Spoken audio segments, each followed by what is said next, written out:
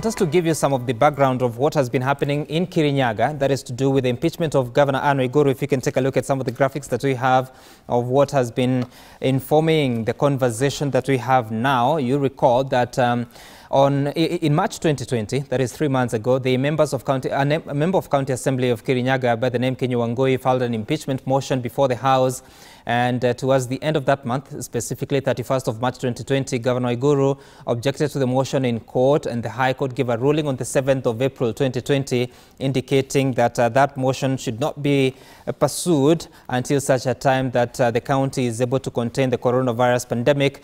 And the reasons were various. We'll be looking at that shortly. But in April 2020, that's when the High Court halted that motion. Then come 9th of June, that is last week on Tuesday, the County Assembly of Kirinyaga voted to remove Governor Waiguru from office by impeachment. And then on the 11th of June, Governor Waiguru was in court, and High Court found that there was no violation of the court orders that had been issued earlier on by the County Assembly of Kirinyaga. So these are some of the issues that you need to know. That Waiguru moved that she would not adequately prepare her defense, as she could not access most of the offices since there were a few staff members at work due to coronavirus pandemic. These are the reasons that she gave to the court back in March, and the High Court agreed with her.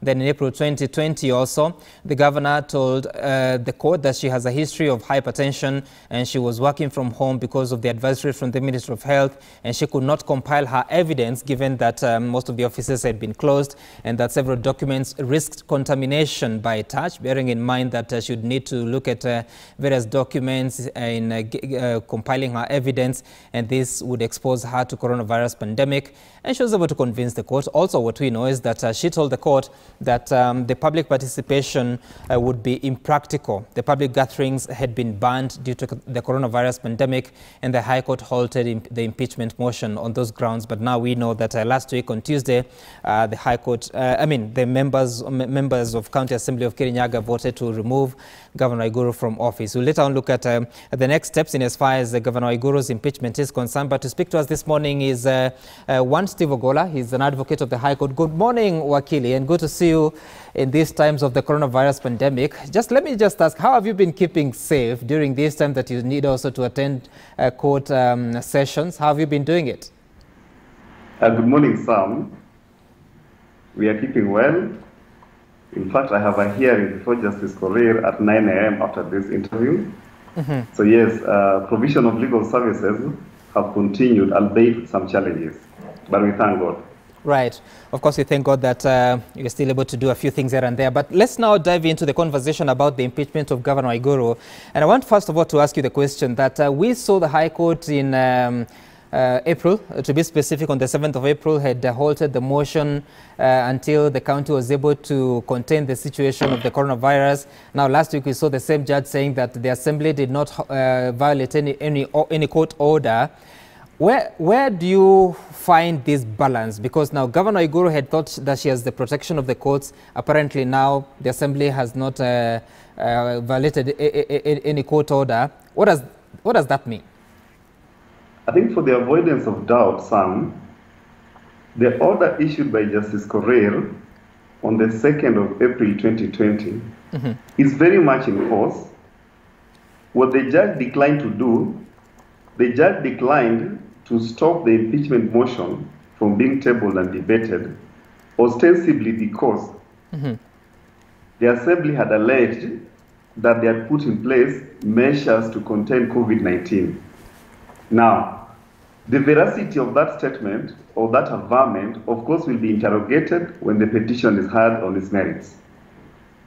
So it was a small win for the assembly, but a win that does not go to the merits of the motion, which is what the Senate is intended to interrogate. Right. And so when now the motion finds itself into the court, and you're saying that you don't get into the merits and the demerits of the case, what should we be expecting in as far as the court had said that, yes, stop this motion until such a time you contain the coronavirus pandemic? What does it mean to contain it? Actually, Sam, maybe before we even go into the inner details of the motion, allow me to say as follows. Impeachment in and of itself is a constitutional tool for political accountability. But impeachment is not intended for political amusement or to serve undisclosed collateral purposes. Now, looking at the motion and the manner in which Governor Waiguru was impeached, there are genuine and legitimate concerns that her impeachment does in fact offend the constitutional justification for reversing the popular mandate of an elected governor. What does this mean? If you look at the law on impeachment, Sam, in terms of Article 181 of the Constitution and in terms of Section 33 of the County Governments Act, the Constitution is deliberate in requiring a threshold of seriousness in the allegation to be made against the governor if those allegations are going to be used to reverse an otherwise popular mandate. Look at what Article 181 says. It talks about gross misconduct and abuse of office.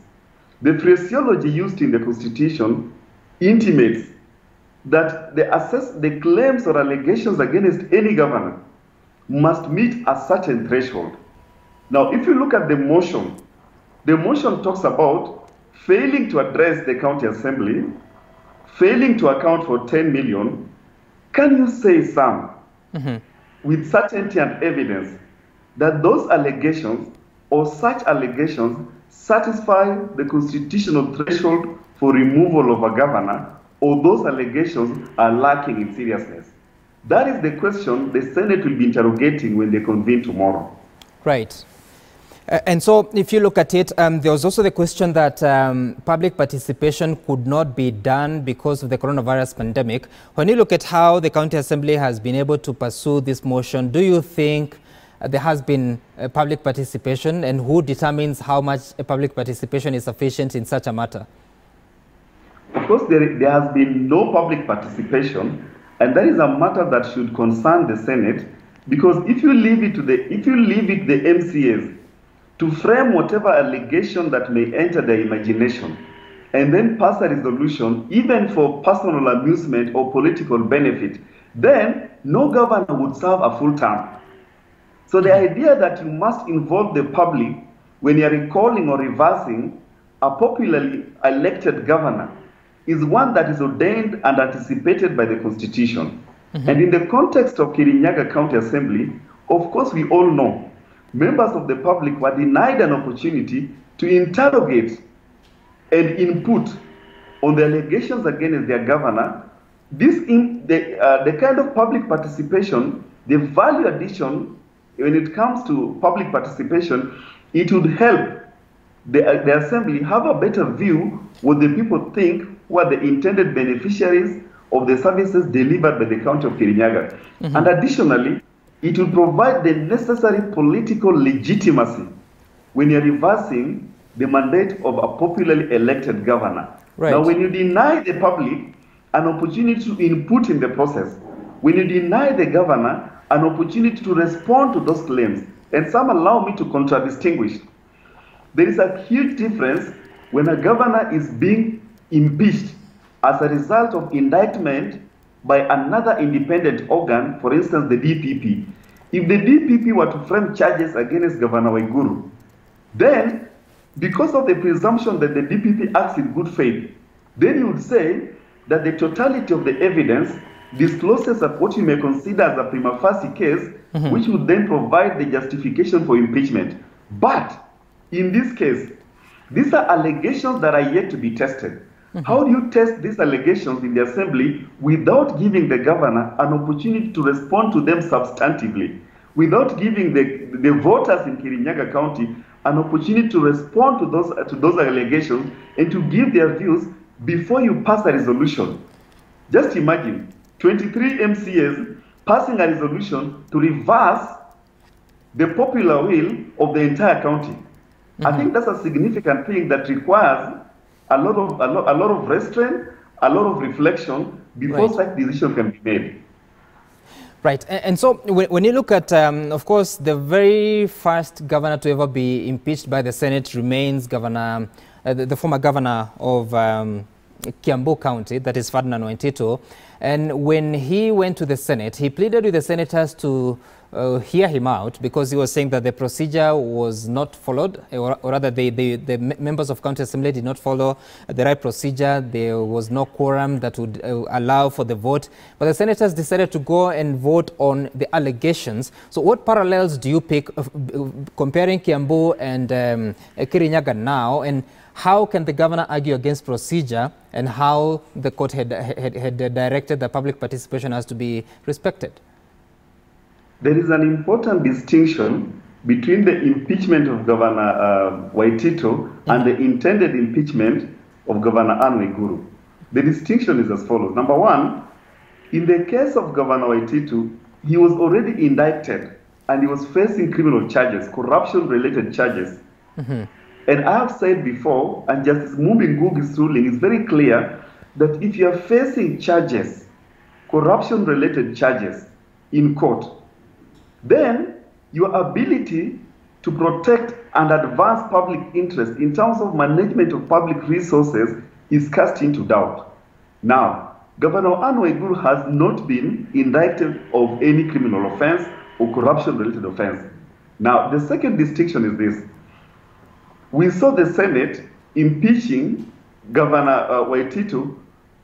If you look at the manner of impeachment of Governor Waititu, it just means that there's an extension of some philosophy or political amusement. If the county assembly can impeach a governor for any reason that enters their imagination, the Senate may at times extend the same philosophy of confirming that impeachment, if only for political expediency. So yes, there are two issues at play here. There are the issues of the law and procedure, and then there's the issue of politics. In terms of politics, I do not see Governor Waiguru getting impeached. But also in terms of the law, I also do not see her getting impeached, because these are mere allegations. They have not been tested by investigative authorities. EACC has not investigated. The DPP, the DCI has not investigated instances of financial impropriety. And the other claim of failing to address the county assembly.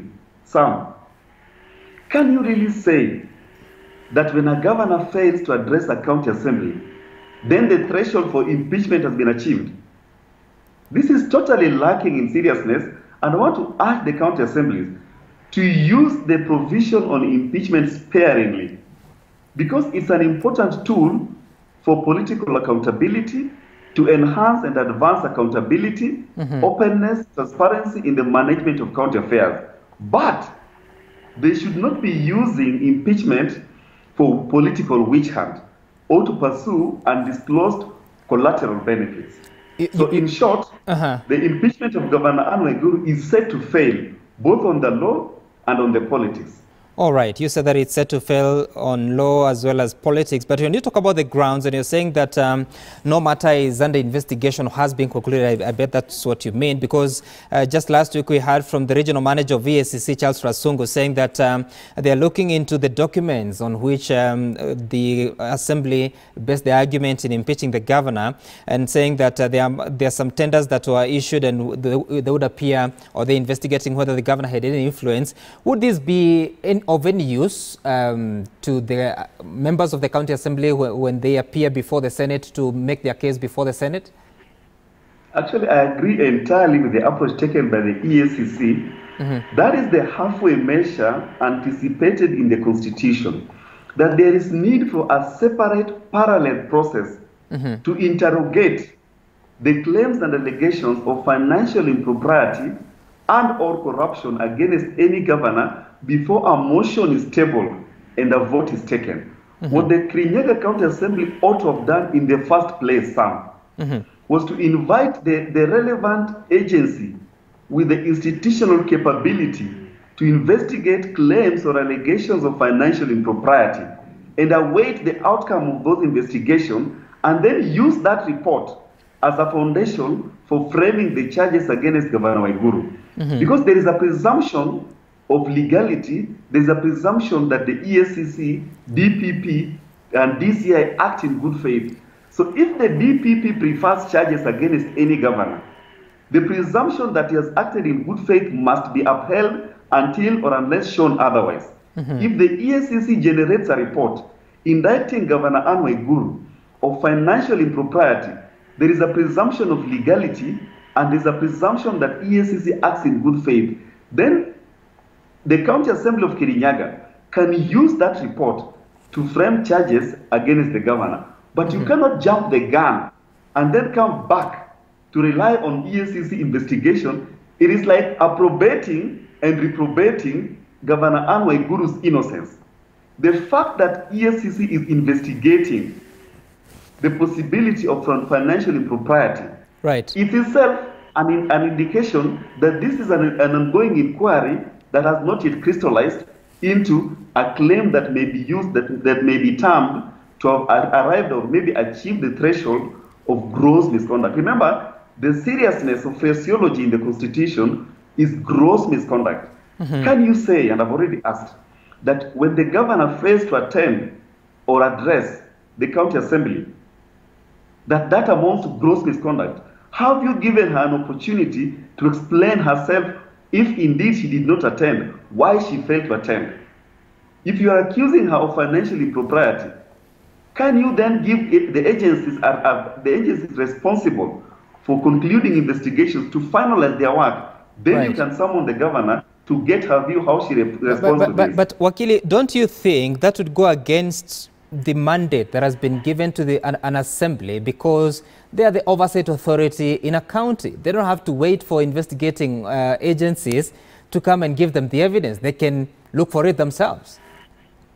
The answer is both yes and no. Yes, in the sense that the county assembly has a general oversight of the functions of the county government, and where they believe that in the performance of their oversight role, an offense may be disclosed, then they must refer that to the relevant investigative authority that has the institutional capacity to exhaustively examine those claims. And no, in the sense that the Constitution anticipates what you may consider as interagency committee and collaboration. In terms of building collaborative greatness, the county assembly works in harmony, in perfect harmony with the other investigative arms of government. It is not about usurping the roles, or it's not about deferring to one institution or one institution overriding the mandate of another institution. It's about discerning how to build collaboration in the mandate, in the discharge of your functions. So if the assembly is interrogating management or application of public resources in Kirinyaga County, and they have reason to believe that financial impropriety is disclosed, assembly cannot competently and exhaustively investigate that matter. They must invite the EACC, they must invite the DCI to launch investigation with a view of having a final determination which can then allow the MCAs to reach a just and fair determination when they are passing a vote. All right, so that would appear it cripples the operations of a county assembly in exercising their mandate. But let's take a look at now what's just about to happen with the Senate. And there has been calls from some members of parliament in Kirinyaga County that they want the plenary of the Senate to handle this matter. There is a proposal to have a committee of 11 members hearing this matter. What do you think should happen? The committee of the Senate is certainly going to set up a committee, not because of politics as preferred by Honorable Kipchumba Murkomen, I saw his tweet, but because that is part of the constitutional and institutional design of accountability. If you look at Article 181, Sam, Article 181 already ordains a two-step process when you are interrogating questions that could lead to impeachment of a governor. It says, within 7 days of receipt of the resolution of impeachment of a governor, the Senate is supposed to convene in plenary and then pass a resolution to refer the questions to a committee. The committee will then interrogate the issues in detail and will then invite